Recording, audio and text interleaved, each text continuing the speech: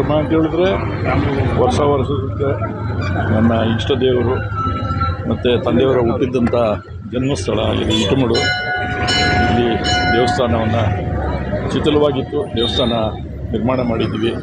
ಸಾರ್ವಜನಿಕರು ಎಲ್ಲರಿಗೂ ಅನುಕೂಲ ಆಗೋ ರೀತಿಯಲ್ಲಿ ಇಲ್ಲಿ ಲಕ್ಷ್ಮೀ ವೆಂಕಟೇಶ್ವರ ಸ್ವಾಮಿ ದೇವಸ್ಥಾನ ಬೇಕು ಅಂತಂದರು. ಅದನ್ನು ಎಲ್ಲರೂ ಸೇರಿ ಮಾಡಿಕೊಟ್ಟಿದ್ದೀವಿ. ಎಲ್ಲರಿಗೂ ದೇವರು ಆರೋಗ್ಯ ಐಶ್ವರ್ಯ ಕೊಟ್ಟು ಶಾಂತಿ ಕೊಟ್ಟು ಎಲ್ಲರಿಗೂ ಒಳ್ಳೆಯದಾಗಲಿ ಅಂತೇಳಿ ಸರಳವಾಗಿ ನಾನು ಯಾವಾಗಲೂ ವರ್ಷ ಇಲ್ಲೇ ಆಚರಣೆ ಮಾಡ್ಕೊಳ್ತೀನಿ. ನಾನು ಅದ್ದೂರಿ ಮಾಡ್ಕೊಳ್ಳೋಗಲ್ಲ. ಇನ್ನು ರಾಮಚಂದ್ರ ಸ್ಲಮ್ ಅಂತ ಇದೆ, ಇಲ್ಲಿ ರಾಮಚಂದ್ರಪುರ ಸ್ಲಮ್ ಅಂತ, ಅಲ್ಲಿ ಒಂದು ಕಾರ್ಯಕ್ರಮ ಇಟ್ಕೊಂಡಿದ್ದೀವಿ. ಬಡವರಿಗೆ ಸೀರೆ ಹಂಚೋದು, ಅಲ್ಲಿ ಊಟ ವ್ಯವಸ್ಥೆ ಅದೆಲ್ಲ ಮಾಡಿದ್ದೀವಿ. ಅಷ್ಟೇ. ನನ್ನ ಒಂದು ಎಲ್ಲರಲ್ಲೂ ಬಡವರಲ್ಲಿ ಪ್ರೀತಿ ವಿಶ್ವಾಸ ಜಾಸ್ತಿ ನನಗೆ. ಬಡವರು ಕಂಡ್ರೆ ಅವರಿಗೆ ಒಂದು ಹೆಲ್ಪ್ ಮಾಡೋದು, ಒಂದು ಸಹಾಯ, ಏನೋ ಒಂದು ನನ್ನ ಕೈಲಾದಂಥ ಒಂದು ಸೇವೆ ಮಾಡಿಕೊಂಡು ಇಲ್ಲಿ ಸರಳ ಒಂದು ಜೀವನ ಮಾಡಿಕೊಂಡು ನಡೆಸ್ಕೊಂಡು ಹೋಗ್ತಾ ಇದ್ದೀವಿ. ದೇವರು ಎಲ್ಲರಿಗೂ ಶ್ರೀಮನ್ನಾರಾಯಣ, ಲಕ್ಷ್ಮೀ ವೆಂಕಟೇಶ್ವರ, ಆಂಜನೇಯ ಸ್ವಾಮಿ, ಜೈ ಶ್ರೀರಾಮ್, ಸೀತೆ, ರಾಮ, ಲಕ್ಷ್ಮಣ ಎಲ್ಲರಿಗೂ ಈ ಒಂದು ರಾಮರಾಜ್ಯ ಆಗಬೇಕು.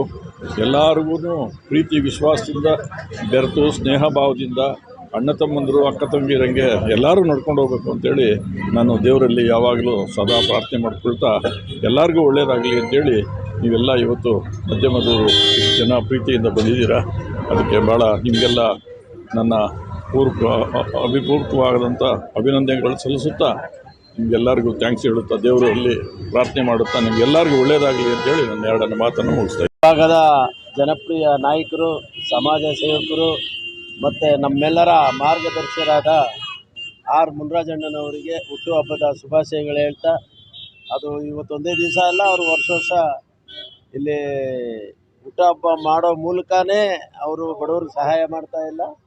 ಫ್ರಮ್ ಡೇ ಒನ್ನಿಂದ ಈ ಭಾಗದ ಇರ್ಬೋದು, ಯಾವುದೇ ಭಾಗದ ಇರ್ಬೋದು, ಬಡವರ ಬಗ್ಗೆ ಒಳ್ಳೆ ಕಾಳಜಿ ವಹಿಸಿ ಅವರು ಕರೋನಾ ಟೈಮ್ ಇರ್ಬೋದು, ಅದಕ್ಕಿಂತ ಮುಂಚೆ ಕಾಲದಲ್ಲಿರ್ಬೋದು, ಅವ್ರ ಕುಟುಂಬದವರೇ ಅಲ್ಲಿ ಮುನ್ರಾಜಣ್ಣನವರು ಒಂದು ಅದ್ಭುತವಾದ ಜನಸೇವೆಯಲ್ಲಿ ತೊಡಗಿರ್ತಾರೆ ಅಂತ ಹೇಳೋದಕ್ಕೆ ನನಗಂತೂ ತುಂಬ ಸಂತೋಷ ಆಯಿತು.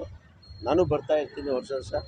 ಅವ್ರಿಗಿನ್ನೂ ಆಯುಸ್ಸು ಆರೋಗ್ಯ ಕೊಟ್ಟು ಆ ಭಗವಂತ ಇನ್ನೂ 100 ಕಾಲ ಬಾಳಲಿ, ನಮ್ಮಂಥವ್ರಿಗೆ ಮಾರ್ಗದರ್ಶಕರಾಗಲಿ, ಈ ಸಮಾಜದ ಒಂದು ದೊಡ್ಡ ನೆರಳಾಗಿ ಬೆಳೆದಿದ್ದಾರೆ, ಅವರು ಮುಂದೆ ಹಾಗೇ ಇರಲಿ ಅಂತ ನಾನು ಭಗವಂತ ವೆಂಕಟರಮಣ ಸ್ವಾಮಿ, ಪದ್ಮಾವತಿ ಮತ್ತು ಆಂಜನೇಯ ಸನ್ನಿಧಿಯಲ್ಲಿ ಅವರು ಹುಟ್ಟುಹಬ್ಬ ಯಾವಾಗಲೂ ಆಚರಿಸ್ಕೊತಾರೆ, ಮುಂದೆ ಯಾವಾಗಲೂ ಹೀಗೆ ಆಚರಿಸಲಿ ಅಂತ ನಾನು ಆ ಭಗವಂತನಲ್ಲಿ ಪ್ರಾರ್ಥನೆ ಮಾಡ್ತೀನಿ.